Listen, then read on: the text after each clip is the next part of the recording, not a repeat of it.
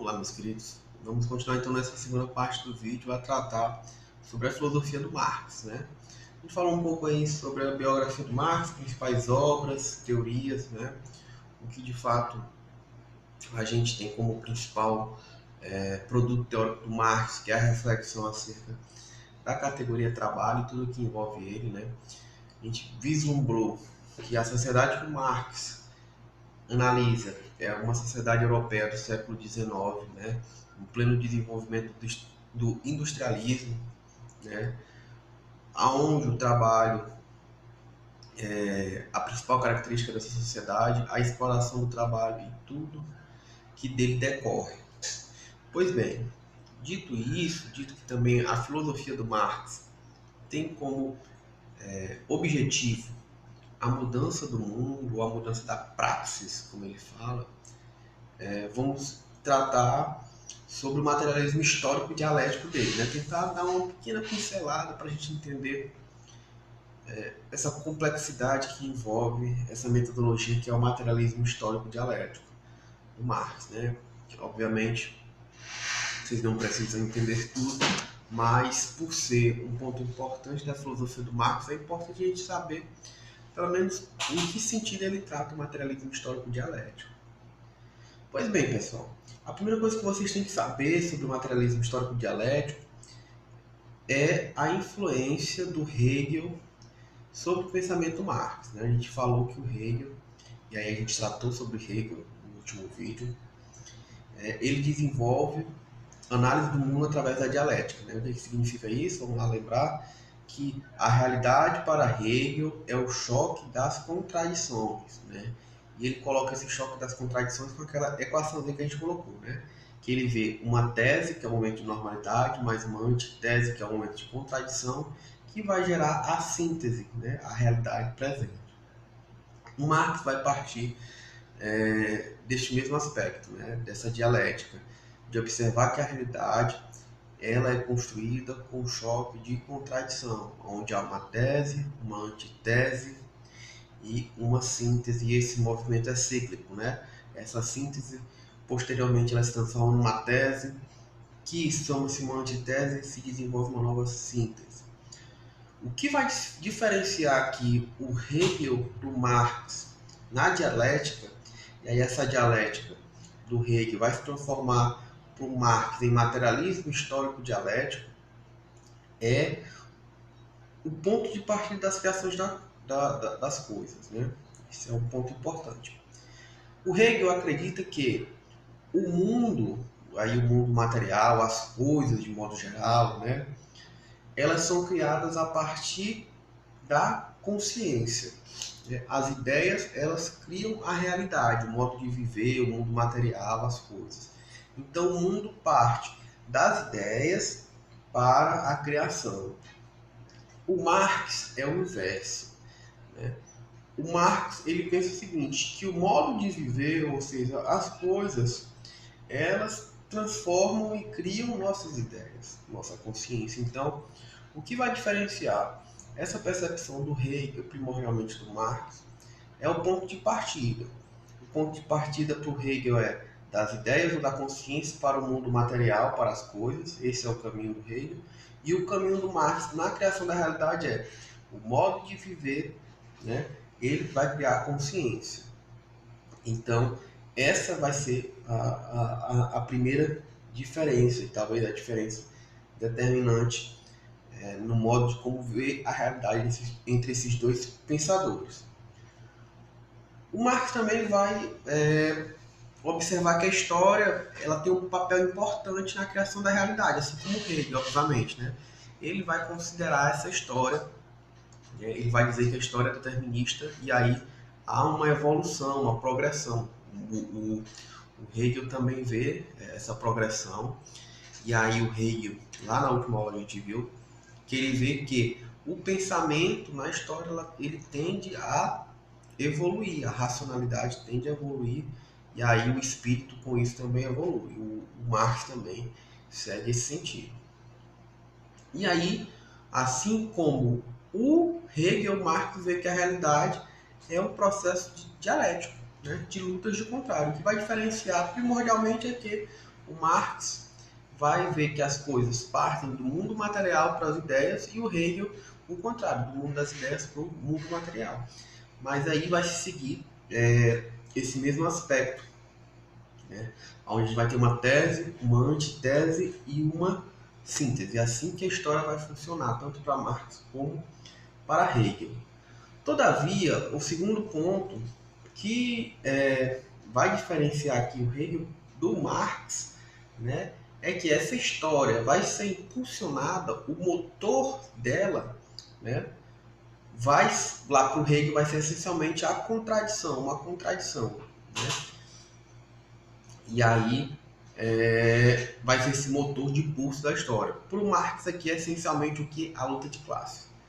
Lembre bem, sempre quando a gente trabalha Marx, a gente fala como categoria primordial, essencialmente o que ele deu mais importância foi ao trabalho e todas as coisas que giram em torno do trabalho, né?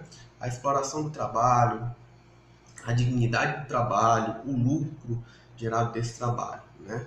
E aí a luta de classes, ela sai também dessa discussão do trabalho. Então, ele vê aqui que a contradição que vai gerar a evolução da história, esse momento de contradição, esse momento de antítese ou de antitese, né, vai ser a luta de classes. Então, os dois pontos que vão diferenciar o pensamento do Hegel e o pensamento do Marx estão bem em cima, meus queridos, de como ver a realidade.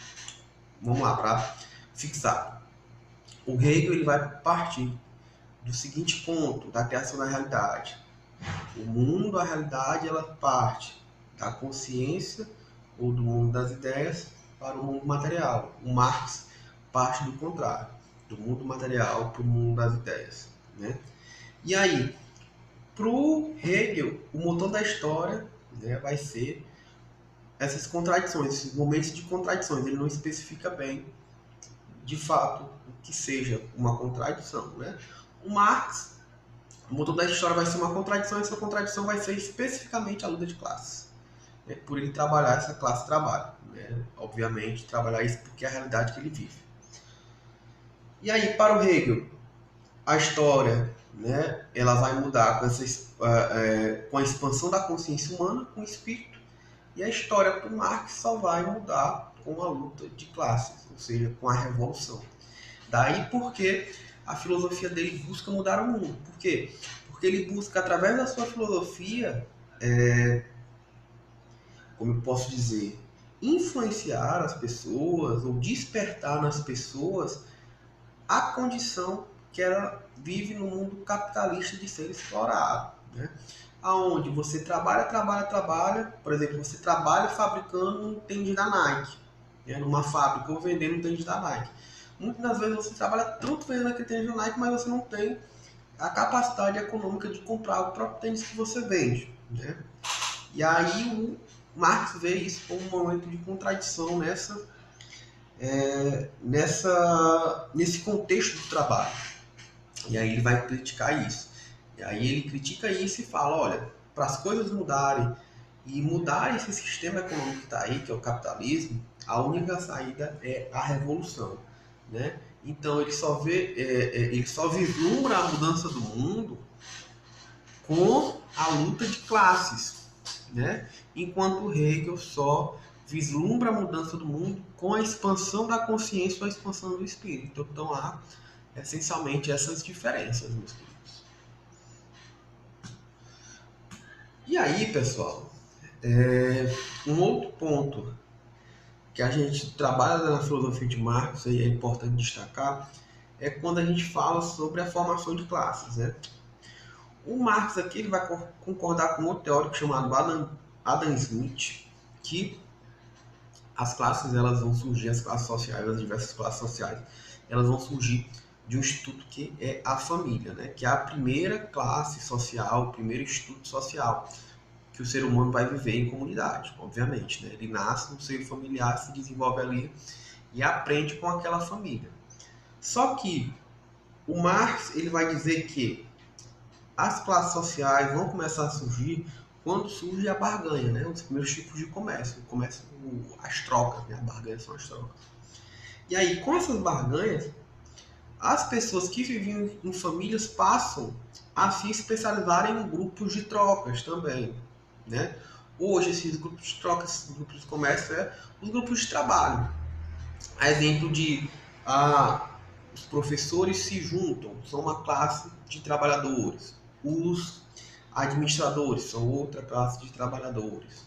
Os faxineiros são outra classe de trabalhadores. E aí, o Marx vai vendo que, com a medida do que as coisas, o mercado vai evoluindo, que parte-se da barganha, né, dos meios de troca, as pessoas começam a se especializar e começam a surgir novas classes sociais. Classes essas com interesses comuns, né? A exemplo da classe de professores, né? Todos têm um interesse comum por viver num ambiente com o objetivo de buscar uma especialização profissional comum, já que são professores, têm interesses iguais, de buscar o melhor para a educação, por exemplo, né? E aí, assim, criam várias classes de outros profissionais, por exemplo, de interesses comuns. Mas também essas classes de interesses comuns, e como criam várias classes, há classes de interesses conflitantes, né? Professores que ganham menos contra políticos que ganham mais, a exemplo, né? Essas classes sociais, elas começam a conflitar, porque, por exemplo, um professor trabalha cerca de 40 horas, um deputado vai para uma sessão uma vez por semana e ganha absurdamente mais, né? Tem auxílio paletó, auxílio à educação dos filhos e tudo mais, né? E aí essas novas classes que surgem, elas surgem com interesses comuns, algumas, e outras com interesses conflitantes. E daí, para o Marx, vai se formar essas classes e vai, com esses interesses conflitantes e comuns, as pessoas vão começar a se reunir, mas também a discutir e brigar, né? E aí esse conflito, né, é que vai buscar gerar a mudança do sistema, dos sistemas econômicos. Marx vai identificar, né? Ele vai identificar que, antigamente, as primeiras comunidades viviam em tribos, e essas tribos foram evoluindo à medida que as classes sociais foram evoluindo e entrando em conflito, né? Das tribos foram para chamar as comunas, que são pequenas comunidades, uma tribo um pouco mais evoluída. Das comunas foram lá para o sistema feudal na Idade Média, né? E do sistema feudal voltaram para a cidade, para o sistema capitalista. O que fez esses sistemas econômicos, na visão do Marx, evoluir não foi a expansão, por exemplo, da consciência, como Hegel menciona, mas para ele foi o quê? Foi a luta de classes, né? Foi essa luta de classes, o desenvolvimento dessas classes, esse conflito de classes que fizeram com que a história humana, de certo modo, evoluísse, os sistemas econômicos evoluíssem e a própria comunidade, sociedade de modo geral. Para Marx, então, o grande ponto da evolução humana é essa luta de classes. Esse é um outro ponto dentro da filosofia do Marx a ser tratado. E pessoal, por fim, né? Obviamente a gente falou para vocês que a gente não conseguiria tratar e exaurir tudo em Marx, obviamente porque a filosofia dele, os textos dele são longos, né? E nossa disciplina é curta. A gente tenta trazer para vocês o que é mais importante, né? Aquilo que talvez seja de maior interesse e que, de certo modo, reflita como um todo o pensamento dele, né? Que a gente vê, como a gente pode estar vendo até agora, volta-se para analisar as relações de trabalho, porque ele vivia numa sociedade em que o trabalho era a coluna vertebral daquela sociedade, né? Era a pedra fundante, o fundamento da sociedade, e ele via a exploração desse trabalho, né? E ele queria mudar isso, mudar o mundo, né? E aí, para a gente finalizar essa tratativa de Marx, a gente vê essa análise que ele faz da sociedade industrial e ainda dessas classes sociais, e ele vai dividir a sociedade em duas classes. Olha, há duas classes sociais no mundo, né? Há o proletariado, né? Que são a classe dos trabalhadores, dos proletários, né? Essa classe, ela possui como bem sua força de trabalho, né? Essa classe que, de fato, pega no pesado. E há a classe da burguesia, os burgueses, né? Que possuem o capital, né? E o capital aqui não é só dinheiro, O capital aqui é entendido como todos os meios de produção, né? Aquilo que é necessário para produzir. Ele possui a fábrica, ele possui o terreno da fábrica, ele possui os maquinários da fábrica, ele também possui dinheiro para investir na fábrica, matéria-prima. O capital é tudo isso, né? E o capitalismo ele se desenvolve com essas duas classes. Uma classe que possui o capital, que é a burguesia, e a classe que é explorada pelo capital, pela burguesia, que é o proletariado, e possui a força de trabalho. E essa força de trabalho a burguesia utiliza dela para produzir riquezas, né? E aí o Marx observa que nessas duas classes, a classe dominante é a burguesia e a classe dominada é o proletariado. E por ser a classe dominada, o proletariado, ela é a classe explorada, né? Por quê? Porque de fato, para Marx, quem gera riqueza não é o burguês, não é o dono da fábrica, é o trabalhador que gera riqueza. Mas, injustamente, quem fica com a riqueza produzida é o burguês. Veja bem, nessa época de pandemia, né? O que a gente pode estar vendo muito aí. Muitas pessoas solicitando que seus empregados voltem a trabalhar. Por quê? Porque eles falam, olha, se eles não voltarem a trabalhar, a empresa vai falir. Isso significa o quê, pessoal? Quem de fato faz a empresa se movimentar, gerar riqueza, gerar lucro, né? Quem trabalha são os empregados. O patrão só coordena. E aí o Marx visualiza essa situação e vê que isso é uma injustiça. Por quê? Porque quem de fato produz, quem de fato gera riqueza, né? Quem de fato vende, né? São os empregados. E ele, nesse processo, né? Nessa relação trabalhista, né? Eles são o que ficam com menos riqueza, né? O lucro todo não é para eles, apenas recebem um salário. Muitas vezes um salário mal remunerado, muitas vezes abaixo do mínimo. E quem de fato fica com a riqueza é aquele que não trabalha, é aquele que só fica observando, que é o burguês, né? E aí, nesse sentido, o Marx observa esse sistema como um sistema injusto e por isso não pode continuar o capitalismo. Veja bem, o Marx vê na história da humanidade o sistema capitalista como o sistema mais injusto. Por quê? Porque em toda a história da humanidade, isso ele fala em uma das obras, é no sistema capitalista, por exemplo, que a gente tem a possibilidade de atender todas as pessoas, mas a gente não atende, né? A fome no mundo hoje. Se todo mundo parasse, né,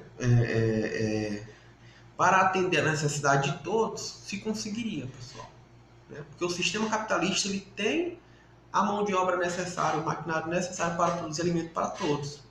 Mas aí o Marx fala assim, olha, o sistema capitalista foi o único na história do mundo que conseguiu atender todas as pessoas, mas não atende, né? Por exemplo, na Idade Média não era possível você não tinha mão de obra nem maquinário, você não tinha trator, você não tinha esses maquinários de plantação para atender todas as pessoas. E aí não era possível matar a fome de todos, de fato. E aí Marx fala, olha, no sistema capitalista a gente tem a tecnologia necessária, a gente tem o dinheiro necessário, a gente tem todos os materiais necessários, mas a gente não atende todas as necessidades. E esse sistema é um sistema injusto, por isso ele não deve continuar. A crítica de Marx para o capitalismo necessariamente é essa, né? E aí é o que gera polêmica para o Marx. E aí ele fala, olha, esse sistema capitalista é extremamente injusto, né? E aí os valores que a gente tem nesse sistema capitalista são valores de uma classe dominante, que é a burguesia. E esses valores são invertidos hoje, pessoal. Porque hoje, com o sistema capitalista e os valores da classe dominante, a gente prefere ter mais, acumular mais, os burgueses, os capitalistas preferem ter mais. Isso é reproduzido pelo resto da sociedade, do que ter, né? Do que sobreviver. E aí, hoje vale mais o dinheiro do que a vida, né? Era essa a crítica de Marx, né? E ele percebe que com isso há uma inversão de valores.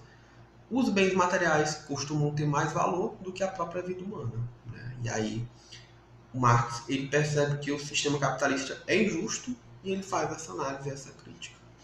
Bem, pessoal, é mais ou menos isso o pensamento do Marx, né? Deu para a gente perceber um pouco, trabalhar um pouco. Esses vídeos que eu vou estar lançando para vocês são vídeos de análise curta para a gente tentar seguir o nosso cronograma de aula. Eu não vou passar nenhum texto, é mais mesmo para a gente ver um pouco do pensamento e vocês observarem de conseguir trabalhar todos os autores, né? A gente trabalhou o Hegel e o Marx. E a próxima semana a gente trabalha mais dois filósofos. E aí é isso. Bons estudos. Eu vou enviar junto com esse material os slides também.